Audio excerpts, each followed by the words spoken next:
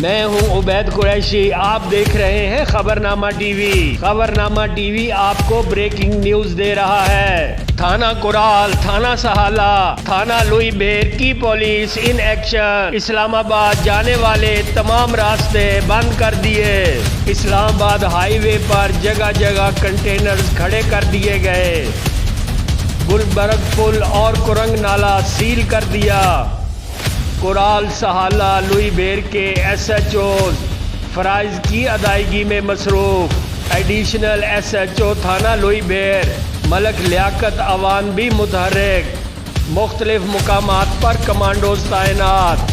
हज़ारों आंसू गैस के गोले पहुंचा दिए गए।